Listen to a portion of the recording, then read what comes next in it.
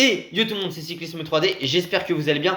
Moi c'est Avenka, aujourd'hui on se retrouve pour une toute nouvelle vidéo sur la chaîne YouTube et comme vous l'avez vu au titre et la miniature, aujourd'hui c'est la suite de la série sur le mode Pro Team du jeu Tour de France 2025 pardon. Mais avant que la vidéo commence plus en détail, n'oubliez pas de vous abonner, d'activer la cloche de notification, de liker, partager, commenter, de venir me rejoindre sur Insta et sur TikTok c'est Cyclisme 3D. Je pense qu'on peut commencer de manière plus paisible entre guillemets cette vidéo. Alors, mais... Oh. Kilomètres sont roulants. Mais ensuite, c'est plus de 8 km à près de 8% de moyenne. Un chrono de pur grimpeur. Putain, mais ce chrono il me saoule. Attendez, c'est une dinguerie quand même. J'essaie de mettre la... Non, je me concentrais parce que j'essaie de mettre la position contre la montre. Sauf que dès que je la mets, on a Sexas qui part au sprint. Et d'ailleurs, on est en train de se foirer sur ce début. C'est assez inquiétant dans nos trajectoires. Avec Paul. Mais regardez, à chaque fois que j'appuie... Bah oui, mais en fait, c'est qu'à chaque fois que j'appuie sur la position chrono, mon coureur fait n'importe quoi. Donc c'est ça qui est un peu problématique. Bon, monter vers l'altiport de Péraille, du km 300, 7,7% de pente moyenne. Au programme aujourd'hui, les étapes 13 à 15 de notre premier Tour de France avec notre équipe de la Décathlon AG2R mondial. Même si je ne vais pas vous mentir qu'on fera qu'une saison hein, sur ce Pro Team. Au moins essayer de terminer cette semaine par 3 vidéos de Pro Team, ce qui serait vraiment pas mal. On va être en retard largement avec Paul Sexas. On est 134 ouais, on est totalement dans les derniers. Et d'ailleurs, si on regarde, on a, on a quasiment une minute de retard sur des Reggie, même si pourtant on a nos principaux adversaires pour le classement général. Allez, on va surtout essayer de monter cette ascension du mieux possible avec Sexas.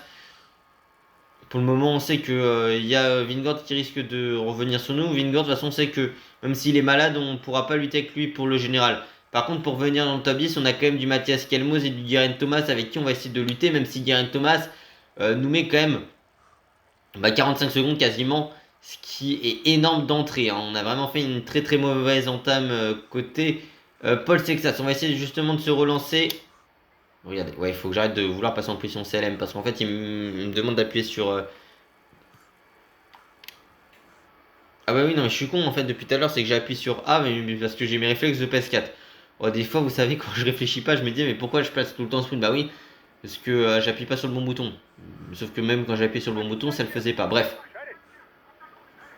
L'objectif va être très clairement de faire le meilleur résultat possible aujourd'hui après ces déconvenus-ci. Et même avec Paul Sexas, remonter au général parce que on a l'ambition de finir dans les 10 premiers.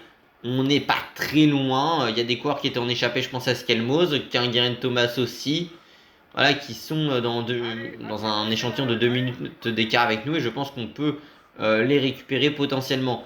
On va être à un peu moins d'1 kilomètre hein, du prochain pointage intermédiaire. On aura l'objectif de remonter. Hein. Carapace quand même qui fait une très très grosse ascension contrairement à nous. Bah, c'est vrai qu'on fait une ascension plus compliquée, on va pas se mentir. Là très clairement on va essayer de monter au maximum. Là on a gardé beaucoup de bleu avec Paul Sexas.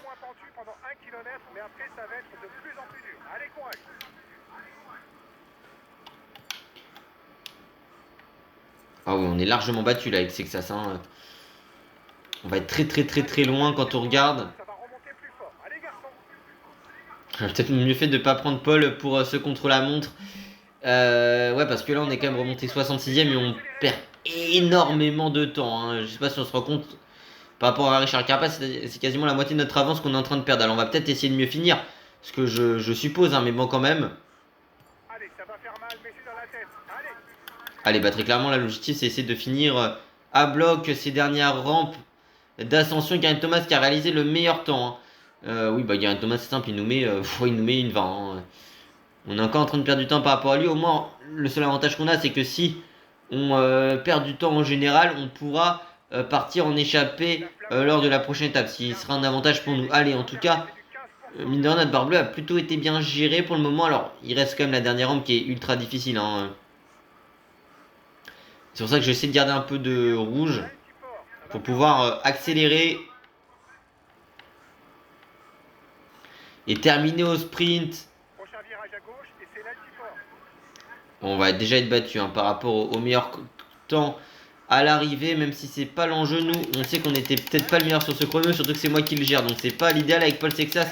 On va même avoir une minute de retard sur Brandon McNulty à l'arrivée, ça va être très très difficile pour nous. On sera derrière David Gaudu, on sera même, je pense, derrière Del Toro. Et on va limite se faire récupérer par Vingegaard. C'est un chrono très mauvais qu'on a réalisé avec Paul Sexas aujourd'hui. Je vais pas vous mentir, c'est la première partie parce qu'en fait, à vouloir passer en position de chrono en appuyant sur le mauvais bouton, ça m'a fait totalement changer de mes trajectoires et mon rythme de course. Donc, victoire de Remco Evenepoel aujourd'hui, le Belge de la Soudal Quick Step.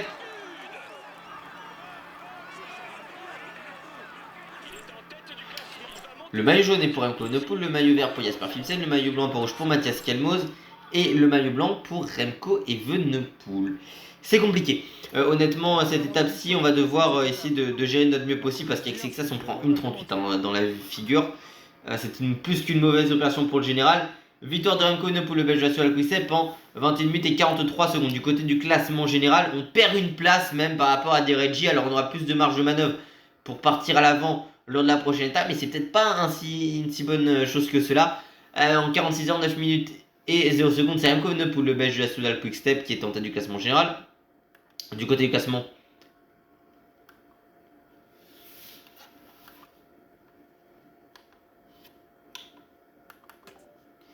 attendez, ouais, ma manette s'est déconnectée, mais oui, parce que ma manette fait toujours ça, elle se déconnecte quand elle veut. C'est très pratique. Donc du côté du classement du meilleur grimpeur, c'est avec 42 points Mathias Kelmoz, le Danois de Heideltrade. Du côté du classement par points, avec 239 points, c'est Jasper Philipsen, le Belge de la Soudal Quick Step. Du côté du classement des jeunes en 46 heures, 9 minutes et 0 secondes, c'est Remco Evenepoel, le Belge de la Soudal Quick Step. Et puis du côté du classement par équipe, en 139 heures, 1 minute et 4 secondes, c'est l'équipe britannique de Linus Grandier. Et puis du côté du classement activité, c'est Ariel Livins avec 629 km pour le Belge de la Lotto.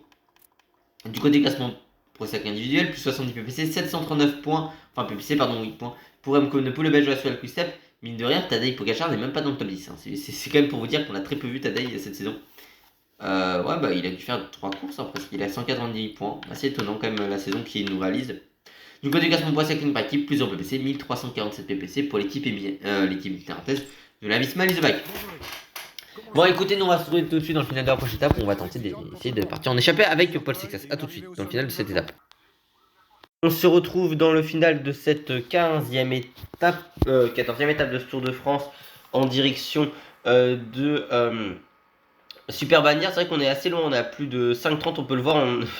Par rapport à Remco Evenepoel, c'est vrai qu'on est à plus de 30, mais en fait j'étais dans l'échappée du jour.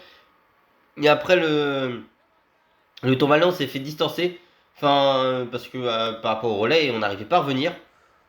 Même en accélérant, donc à un moment je faisais que de perdre du temps, donc autant attendre le peloton. Surtout que normalement on va récupérer pas mal de temps à Skelmoz qui était loin qui était devant nous au général. Après on va en perdre par rapport à nos principaux adversaires, on s'entend bien, mais de toute façon l'objectif pour nous c'est le top 10. On a essayé de remonter qui ne marchera pas au général. Pour le moment Landette à 15 minutes. Mais par exemple celui qui nous Landette à 17 minutes, ouais, donc il est quand même pas mal devant nous. C'est vrai que là Landette est en train de nous récupérer quasiment. C'est une bataille pour le classement général, hein, c'est vrai, mais les batailles pour être dans les 10 premiers, c'est vrai que c'est peut-être pas la plus belle bagarre de toutes, mais on a tenté d'aller chercher tout simplement une victoire d'étape. Pour le moment, ça a été un peu compliqué. On retentera, je pense, très bientôt avec Paul Sexas. On aura une étape qui sera intéressante encore pour nous en direction du Mont Ventoux, où là aussi on tentera l'échapper. De toute façon, si on est hors du top 10, ça nous laissera peut-être une plus grande marge de manœuvre. Bon, par contre, il me saoule un peu Félix Gall. D'ailleurs, je lui ai même pas donné encore son gel bleu. Mais c'est vrai que je me demandais de me protéger, tout à l'heure il me mettait dans l'herbe. Après on va essayer de se rapprocher, hein, notamment de Ciccone. C'est vrai qu'on a plus de 5 minutes de Landa pour le moment. C'est vraiment pas idéal, on récupère quand même Jay Hindley. Mais on n'est pas non plus en si grande forme que ça avec Paul. Aujourd'hui, mine de rien, cette ascension passe quand même assez vite. Mais même Lenny Martinez est à quelques secondes derrière le peloton au pied de l'ascension, il nous a mis énormément de temps. Après, j'ai envie de dire, il y a une bagarre à 5, vraiment, enfin 5-6 pour le général, peut-être. Là, ils sont une 30, mais après, ça explose un peu. Et Vingegaard, qui était vraiment malade à un moment en ce début de Tour de France, vous vous en souvenez, il y a deux épisodes de cela, à peu près même dans l'épisode précédent. Là, il est en train de faire une remontée au classement général qui est assez affolante. En tout cas, il essaie de mettre en difficulté Remco. Alors, certes, il est loin, mais tous ses adversaires, il va essayer de les récupérer. Et ça marche plutôt bien, à commencer par nous. Alors, nous, en l'occurrence, avec Paul Sexas, c'est vrai qu'on s'est foiré sur le chrono en début de vidéo. Que j'ai tenté de faire, c'était peut-être pas la meilleure idée que j'ai eu de l'histoire, mais bon, écoutez. Là, c'est un peu compliqué pour le moment. On va récupérer Geraint Thomas également. On va revenir un peu au général. Geraint Thomas qui était devant nous, il me semble. Hein. Au classement général, si on regarde, Geraint Thomas qui était devant nous. Hein. Il était 8ème, 3 minutes devant. Il y a Carapaz qui nous menace, qui est assez loin devant. Carapaz, c'est vrai que lui, il va être à peu près notre principal danger.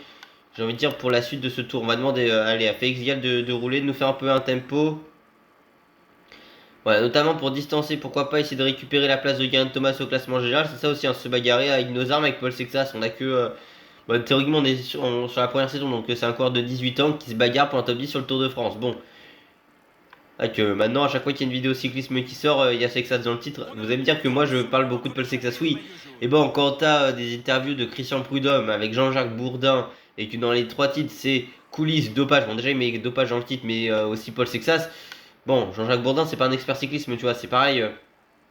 Tous les débats que tu as sur RMC, enfin, RMC l'équipe, tu as l'impression qu'à chaque émission, il y a un débat, c'est que ça doit-il faire le Tour de France. Alors je sais bien que RMC, ils ont le même actionnaire que Decathlon avec CMA-CGM, mais bon, quand même, l'équipe, ils te font des débats toujours sur Paul Sexas, c'est un peu abusé, quoi. Calmez-vous. Après, ça met beaucoup de pression, même si pour le moment, il ruisselle sur Sexas, faut se méfier quand même. Par contre, ils sont revenus à 3, enfin, ils sont 3 maintenant avec, dans le groupe, avec tout simplement en tête de course Jonas Vingegaard, même 4 avec le retour de Remco Evenepoel.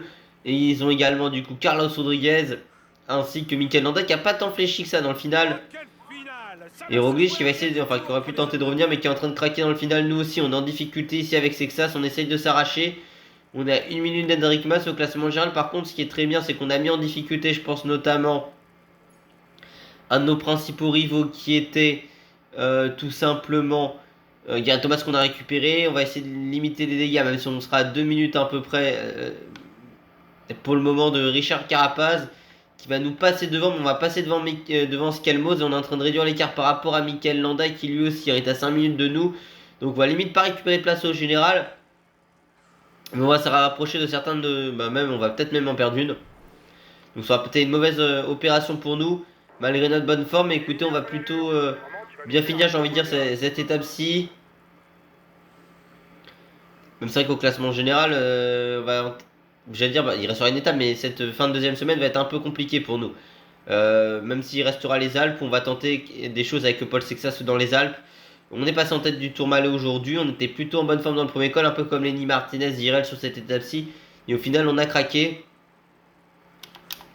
On va essayer de lâcher Chicone, essayer de faire le moins de temps possible. On va quand même se rapprocher d'Henrik Mas qui va être vraiment pas mal. Et finalement, je veux dire, on était à une minute de Carapaz, ce sera pas le cas. Mais bon, écoutez, par rapport à Henrik Mas, on va finir pas si loin que ça.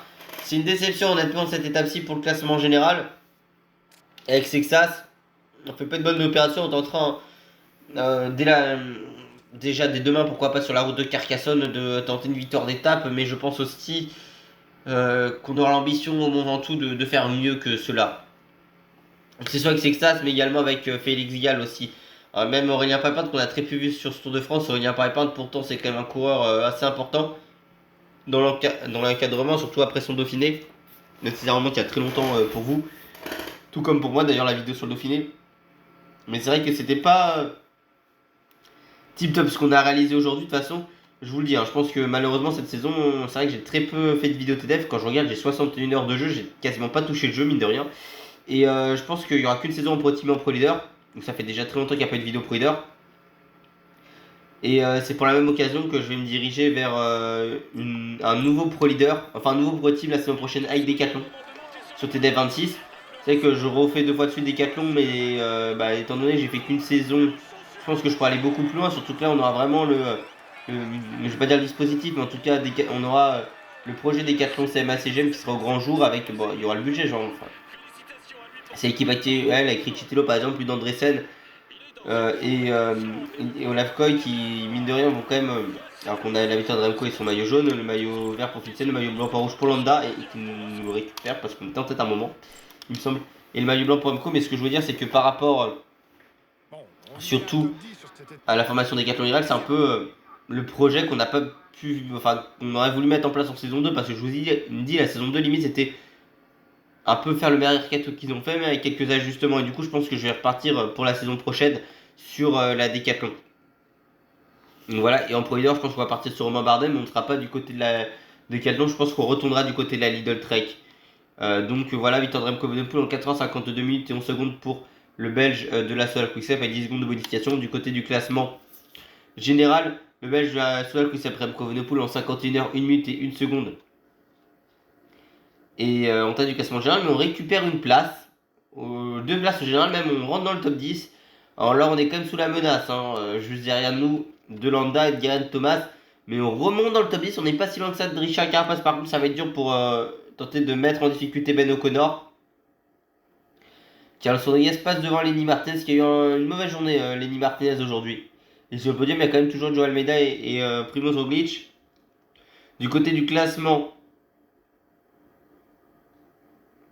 oui, il y a toujours Mas 7ème, Vingard 6ème. Mais du côté du classement, et puis toujours Damien avec Félix Gall aussi. Du coup, par exemple, c'est vrai que Prodome, on les a très peu vus, mine de rien, dans notre équipe, mais ils essaient de faire du mieux possible pour eux. Ils sont dans leur top 30. Du côté du classement numéro 1, 54 points pour Mikel Landa, le basque de la Soudal Quick Step. Du côté du classement par points, Jasper Philipsen, le belge de l'Alpecin de Konak, avec 239 points pour lui en tête de ce classement. En tête du classement des jeunes, Remco Evenepoel en 51h, 1 minute et 1 seconde pour le belge de la Soudal Quick Step. Et puis du côté du classement par équipe, l'équipe Emirates, il a eu Emirates en 153h, 57 minutes et 0 secondes. Et puis du côté du classement de la combativité, Ariel Levins avec 629 km pour le belge de l'auto. Après aussi, ce qui a un avantage avec la Décathlon, c'est vrai que Paul Sexas aura aussi des meilleurs stats, parce que c'est vrai que même si j'ai augmenté les stats de Sexas, je crois... Il semble que Sexas, j'ai dû augmenter de 3 stats, mais aussi Félix Gall, on voit que c'est très compliqué avec les deux. Donc là, je pense que ce sera vraiment mieux, limite, pour nous, de commencer avec Décathlon sur TDF26. Et là, j'espère être beaucoup plus régulier en termes de vidéos. Et de toute façon, là, je pense commencer les vidéos dès la sortie du jeu, cette année. Parce que c'est vrai que sur le 25, j'ai quand même attendu fin juin que toutes les épreuves de bac passent. Et un peu aussi la flemme à certains moments, mais surtout ouais, la flemme de commencer les vidéos sur TDF. Même si j'ai fait qu'une semaine avant le Tour de France, vous voyez l'idée. C'était pas optimal. Et bon, plus 60 PPC, 799 PPC pour Remco Evenepoel, le belge de la Soudal Quick-Step en tête du classement pour cycling individuel et en tête du classement pour cycling équipe. Plus 35 PPC, 1382 PPC pour l'équipe néerlandaise de la Visma Lease Bike. Et puis, mine de rien, nous, en ce qui nous concerne, on est quand même 6ème. On s'est fait dépasser par la Ineos, qu'on va essayer de récupérer dans quelques instants. Enfin, dès la suite de cette étape. Enfin, de la prochaine étape dans cette vidéo. Allez, écoutez, on se retrouve dans le final de cette 15ème étape du Tour de France, étape de plat. Enfin, de baroudeur, ouais, je suis pas réveillé. Et pourtant, il est le soir, mais bon, étape de baroudeur. En direction de Carcassonne, avec, bien évidemment, Paul Sexas. Alors, on a tenté d'envoyer Aurélien Paripinte à l'avant, ça a été dernier récupéré, sauf qu'à un moment, il a... je dis de rester, normal, comme ça, s'accrocher sans limite, sauf que, écoutez, il est parti, il a eu plus de 2 minutes d'avance sur tout le monde. J'ai vu une opportunité en partant dans la dernière ascension avec Sexas. J'ai pu prendre 3 points au classement de la montagne, mais Paripinte, lui, il était devant, il a fini cramé. Nous, avec Sexas, on a une toute petite barre bleue. Mais on a un peloton d'à peine 47 coureurs. Alors j'ai tenté un moment avec Armirail de faire un compte, mais bon, déjà la moitié de la barre d'Armirail a été dépensée pour monter. Mais un gros tempo vraiment où tout le peloton exposé dans la dernière difficulté. Vous voyez que le maillot à poids n'est pas présent à l'avant parce que, tout simplement, Mikel Landa a été distancé lors de la précédente ascension. Oui, du coup, il a 3 minutes même maintenant, ce qui veut dire que nous, ça nous fait une très bonne opération pour notre top 10 au classement général. Parce que celui qui nous menaçait le plus est distancé. Donc ça, c'est top. Par contre, ce qui est un tout petit peu dérangeant, c'est vrai qu'on a beaucoup de difficultés avec notre formation pour avoir un cours rapide dans l'emballage final. Limite, ça va se terminer avec Nicolas Prodhomme, le final. Attaque de Carlos Rodriguez, le maillot blanc qui tente d'y aller, le 4ème du classement général. Il y a tout le monde qui suit, mais pour le moment, c'est vrai qu'on n'est vraiment pas à même de répondre aux attaques. Avec Sexas, on va surtout essayer de terminer dans les temps du peloton des favoris. Il y a quand même Mats Pedersen, Wout van Aert, Mathieu Van Der Poel qui sont présents. Skelmos aussi, Benelli, Julien Philippe qui était là. Nous, on a Prodhomme et Paripinte, mais Nicolas Prodhomme, c'est celui qui a la meilleure barre bleue. Donc, avec Félix Gall, mais autant tenter un compte, pourquoi pas avec Nicolas dans le final de l'étape, ça pourrait être intéressant.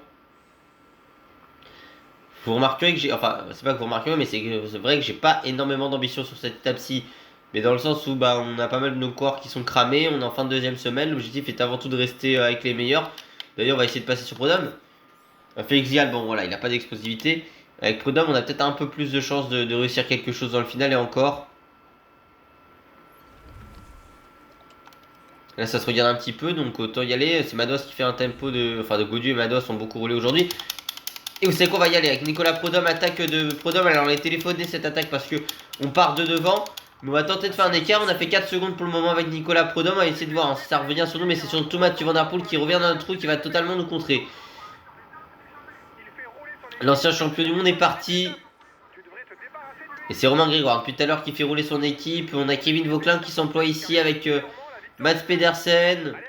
Surtout ce peloton qui a explosé. Nous on est seul de notre équipe qui est bien représentée ici dans le groupe maillot jaune.